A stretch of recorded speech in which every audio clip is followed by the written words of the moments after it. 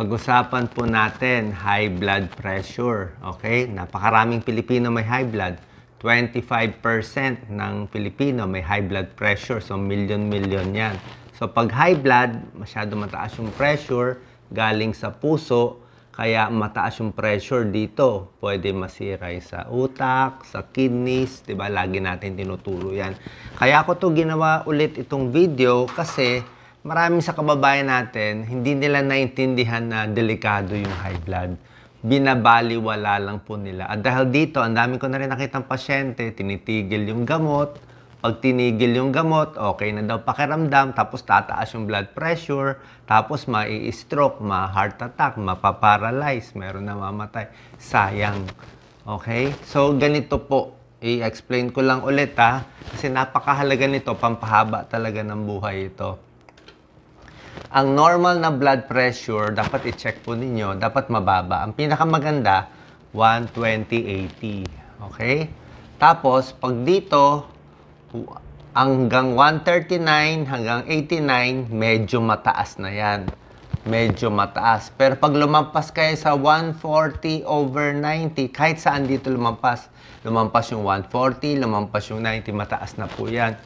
Marami sa kababayan natin, 160 blood pressure, 180, may 200 pa. Sa mga mas bata, minsan itong mababa, diastolic, mataas, 90, 100. Hindi po maganda. Kasi nga, na-overheat. Paano ko ba ma-explain sa inyo? Parang kotse. Kotse, di ba, merong temperature. Di ba, tumataas yun. Ngayon, pag tumaas yung temperature, umaandar pa rin naman yung kotse. Pag tumaas ang high blood mo, marami dyan, walang sintomas, bale wala. Pero pag yung temperature tumaas na, pumunta na sa high, hihinto na yung kotse. Pag ito sumobra high, hihinto na rin yung puso. So, hindi porke wala pang sintomas. Pag na-check kayo na mataas ang BP, yun na yun. High blood na po yun. Parang kotse, pag nakita nyo na nag-high na yung temperature, high na yun. Huwag po matigas sa ulo. Mura lang po to. Merong natural remedy pag kaya. Pag hindi kaya, iinom ng gamot. Pakita ko lang. Ito yung kadalasan generic na binibili. Okay? Meron din to sa health center. Dati, hindi ko lang sure kung meron ngayon. Ito po yung mga klase ng gamot na binibigay sa inyo. Merong ACE inhibitors, ABC. Kaya maganda ituro, ABC. ACE inhibitors, lahat ng may ending ng pril. Yung pril, papakita natin na.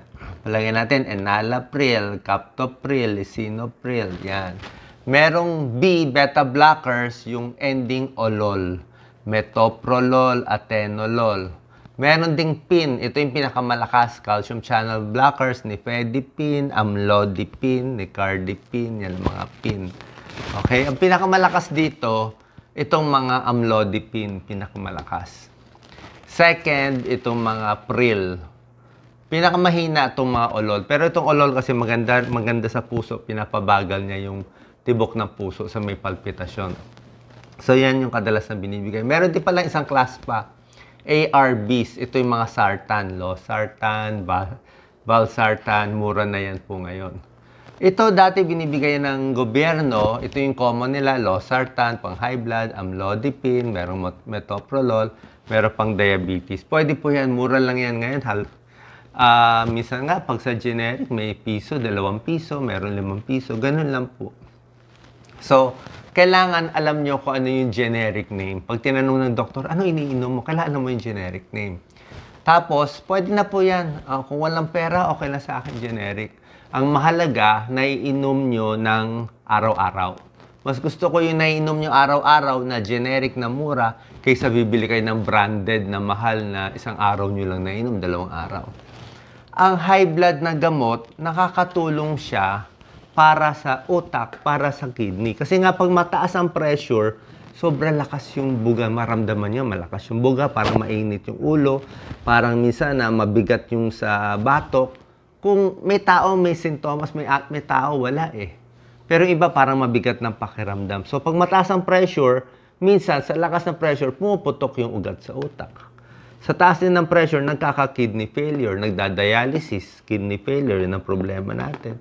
Diba? Marami pa iba nasisirang organs dahil sa high blood. Meron siya pumuputok yung ugat sa mata. Makita niya, biglang may pula na lang dito. May hemorrhage sa taas din ng blood pressure yun o biglang nagalit. So, may tulong po siya talaga para hindi masira yung kidneys natin, di atake, hindi ma-stroke. Tapos, may pag-aaral talaga, pag iinom ka ng maintenance, hahaba yung buhay mo ng mga 9 to 10 years sa life expectancy. Ano ibig sabihin nun? Kung ang buhay mo siguro up to, buhay natin, 80 years old, tapos uminom tayo ng gamot ng maintenance, kung high blood, lalo na sa diabetes, aabot ng plus 9, magiging 89, magiging 90 years old. Nung lumang panahon, mga 1950s, 1930s, ang buhay ng tao, tingnan mo, parang 60 years old lang, namamatay na eh.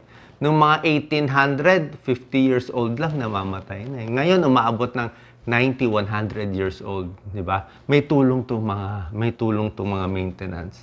Kasi parang sa kotse nga, yung overheat, nababawasan niya. Parang, paano ko ba sabihin? Parang basag.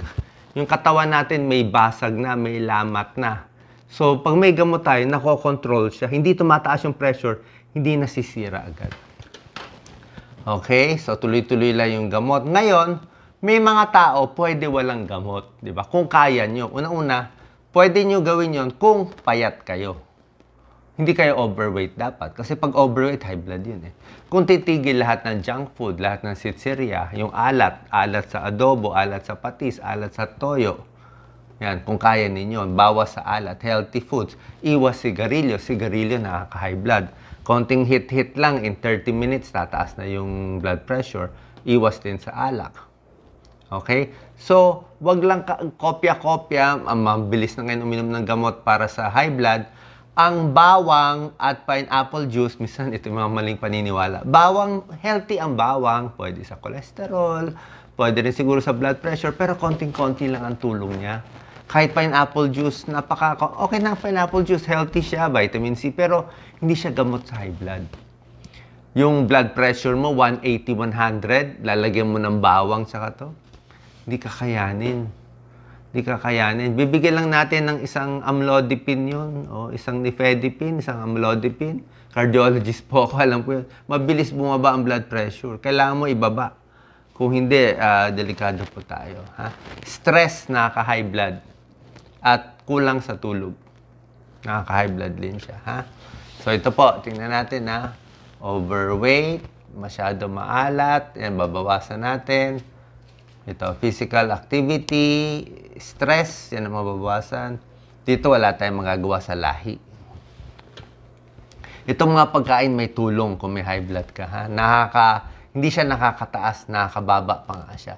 Lahat ng mga fresh, green, and leafy vegetables. Ito, pakita natin ha.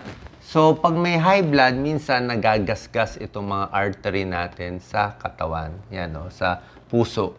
Pag inatake sa puso, yan, biglang nagbabara. Merong ganyan. Meron ding stroke. Pag stroke sa utak.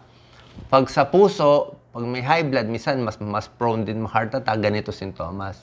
Pwedeng masakit ang dibdib, sa may leeg, kaliwang kamay, pwede yan.